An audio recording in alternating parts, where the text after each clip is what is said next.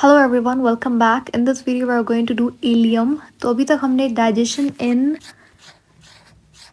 Duodenum and jejunum हमारा cover हो चुका है, जिसके अंदर हमने कवर किया था कि किस तरीके से हमारे पास डाइजेशन हो रही थी चीज़ों की। अब देखो यहाँ तक सो फार हमने क्या क्या चीज़ों को तोड़ दिया है उनके माइक्रोमोलिक्यूल के अंदर। सबसे पहले तो प्रोटीन की डाइजेशन कंप्लीट हो गई है, ठीक है। स्मॉल इंटेस्टाइन के अंदर आपके सारे कंपोनेंट्स डाइजेस्ट हो जाते हैं टिल ज्यूजेनम, ठीक है। ज्यूजेनम तक सारी डाइजेशन कंप्लीट हो जाती है, यानी कि कार्बोहाइड्रेट्स जो है वो उसके मोनोसेक्राइड्स के अंदर कन्वर्ट हो जाएंगे। ये मोनोसेक्राइड्स आ गए, ठीक है। उसके बाद फैट्स जो है वो उसके बेसिक कंपोनेंट्स जैसे कि ग्लेस्ट्रॉल हो गया या फिर फैटी एसिड हो गया उसके अंदर कन्वर्ट हो जाएगा। उसी तरीके से हमारे पास जो प्रोटीन थे वो अमीनो एसिड के अंदर कन्वर्ट हो जाएंगे। और आपके पास जो न्यूक्लिक एसिड होता है वो न्यूक्लियोटाइड पहले बनता है, फिर न्यूक्लियोटाइड से न्यूक्लियोसाइड बनता है। तो ये सारी चीज़ें हम लोग डिस्कस कर चुके हैं। अभी मैंने बहुत आपको ऐसे ही रफ आइडिया दे दिया कि क्या क्या चीज़ें अभी तक हमने कर ली है, ठीक है। तो ये तो था आपका ज्यूजेनम। आज का हमारा टॉपिक है इलियम। तो this is probably the part third of small intestine, ठीक है। एंड शुरू करता है इलियम के बारे में। अगर मैं आपसे एक बात कहूँ तो मैंने आप बहुत बार पहले भी बताया था कि ड्यूरेनम आपका सबसे शॉर्टेस्ट पार्ट है और इलियम जो है वो सबसे लॉन्गेस्ट पार्ट है। अब मैं यहाँ पे लेंथ की बात कर रही हूँ, लंबाई की, ठीक है। तो ड्यूरेनम जो है वो अबाउट 1.5 मीटर का होता है लेंथ के में, और जो जिजनम है वो मॉडरेट होता है, इट्स 2.4 मीटर्स। इलियम जो है वो 3.6 मीटर्स का होता है। और इलियम के अंदर अभी तक हमारी जो डाइजेशन है वो जिजनम तक कंप्लीट हो चुकी है, यानी कि इलियम के अंदर जो खाना आएगा दैट्स मच डाइल्यूटेड। का मतलब ये है कि it's all digested. It's not even partially digested, but it's fully and completely digested, which means that कि इसके अंदर सारा का सारा डिफ्यूजिबल मटेरियल है, इसके अंदर सारा बायो माइक्रो मॉलिक्यूल है, कोई भी मैक्रो मॉलिक्यूल नहीं है। तो अब तक हम लोग स्टमक के अंदर या ड्यूरेनम के अंदर हम लोग वर्ड यूज़ कर रहे थे काइम, ठीक है, फॉर फूड।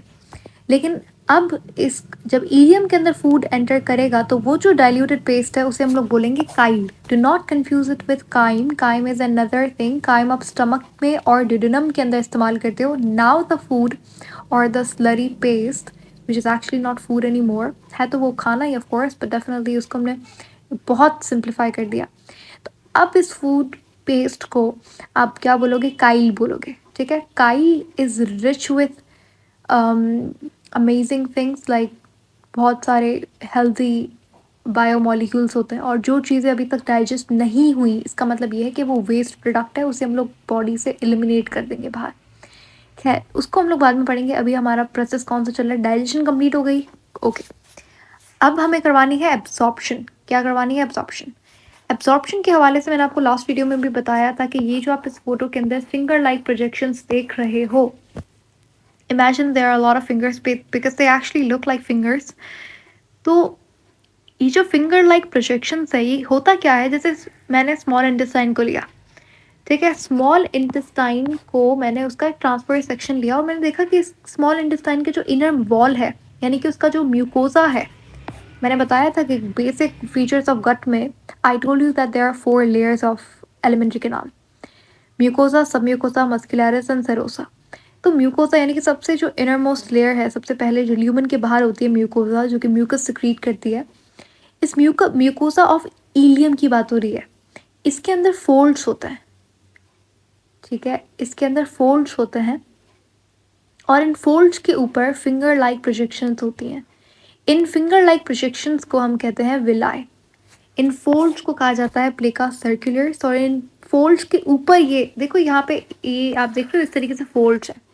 ये फोल्ड्स के ऊपर का आपको इस फोटो के अंदर दिखाया गया है। What you see is basically what's above the folds.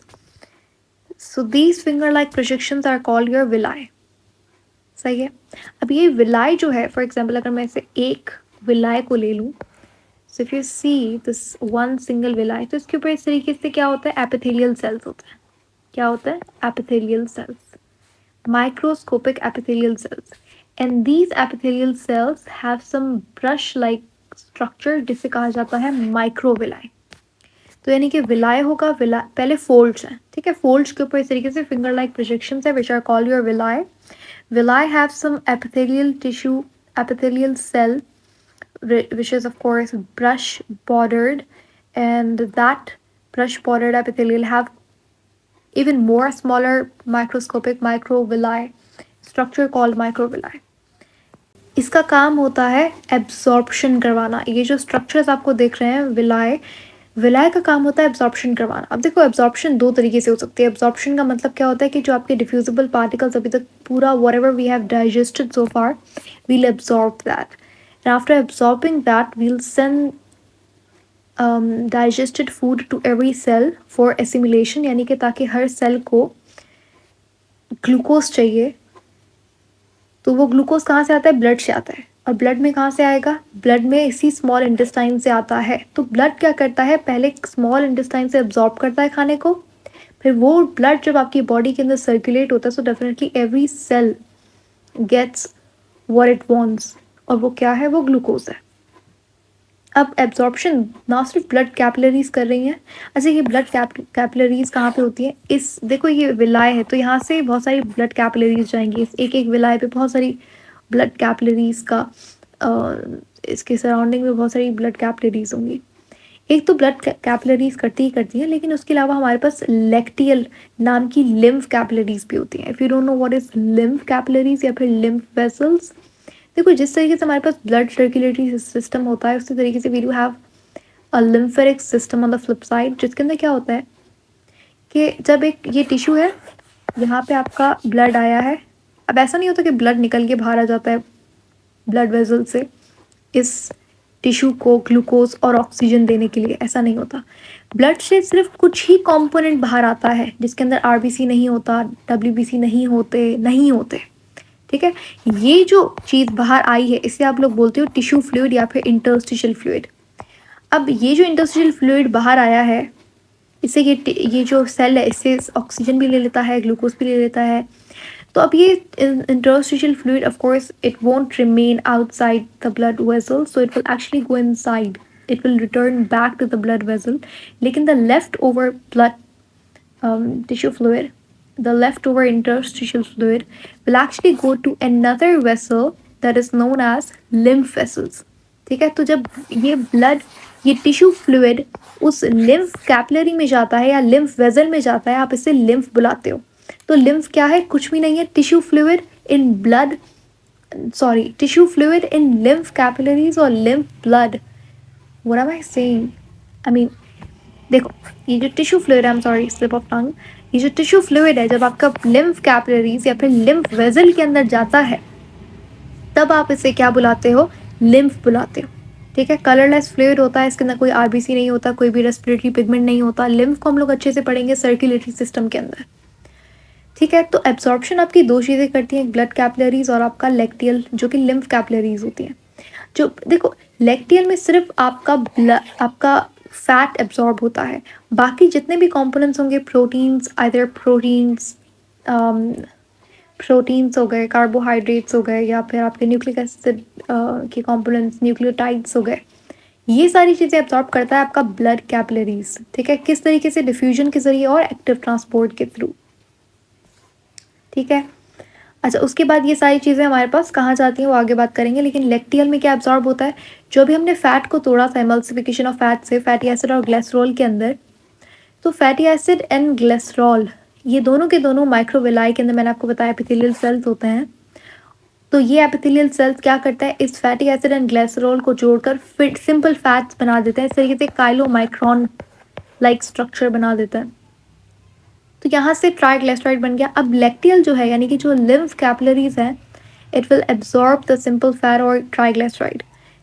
अच्छा, ये जो आपका लिम्फ है ये एट लास्ट कहाँ जाता है? तो देखो ये जो लिम्फ है ये दोबारा से ब्लड कैपिलरीज के अंदर आ जाता है. कैसे? वो ऐसे कि देखो सारा का सारा लिम्फ कलेक्ट होता है और जाता है लिम्फ डक्ट के अंदर. And once it reach lymphatic duct, there are three main lymphatic ducts in our body. After entering into the lymph ducts, the blood goes into the vein, that is subclavian vein. ठीक है, अभी उसका यहाँ पे कोई concern नहीं है. If you wanted to remember it, okay. If you don't, it's okay. तो ये जो सब क्लेवियन के अंदर फिर अब ये क्या हो गया, ब्लड का फिर से कंपोनेंट हो गया। तो ये जितना भी अब देखो लैक्टियल के अंदर गया तो सही सिंपल फैट, लेकिन एट लास्ट क्या होगा कि ये दोबारा से ब्लड सिस्टम ब्लड स्ट्रीम का पार्ट बन जाएगा और ब्लड इसे फिर से लिवर के अंदर मसल्स के अंदर स्टोर कर देगा एज एडिपोज टिश्यू, आपका फैट स्टोर हो जाएगा। लेकिन अब सवाल ये है कि ऐसा होता क्यों है, why the fat doesn't just go inside a blood capillary, why it just goes inside your special lymph capillaries or lacteals। ऐसा इसलिए होता है बिकॉज जो फैट है it's large enough, it's just large enough, इसलिए जो blood capillaries होती हैं they actually don't allow your fat to enter in them। इनके अंदर जो pores होते हैं they are very minute, so simple fat either triglyceride एक ही बात है, they can't enter blood capillaries। इनके जो pores हैं वो इतने बड़े नहीं होते जिससे ये आपके ये simple fat उसके अंदर जा पाए। सेकेंडली जो फैट है दैट्स ऑफ कोर्स हाइड्रोफोबिक होता है, जबकि जो ब्लड है उसके अंदर बहुत सारा प्लाज्मा है, प्लाज्मा के अंदर 55% प्लाज्मा होता है, उस 55% प्लाज्मा के अंदर 98 to 99% वाटर होता है, इसीलिए फैट हाइड्रोफोबिक होता है तो वो एंटर नहीं कर पाता ब्लड को। ये दो मेन रीजंस है। अच्छा ये तो हमें पता चल गया, चलो ये ब्लड में आ जाता है, लेकिन अब सवाल ये है कि okay we are done with absorption, अब क्या करना है, चलो अब ये ब्लड जो है हमारे पास which is rich, the deoxygenated blood of the small intestine is rich with a lot of things, for example all the biomolecules whatever we digested, amino acids, monosaccharides, nucleotides and ठीक है हर तरीके का micro molecule होता है उसके अंदर। तो अब क्या होता है जो स्मॉल इंटेस्टाइन का deoxygenated blood है it do not goes directly to the body, ठीक है, it doesn't goes directly into the body but instead it moves to the small intestine।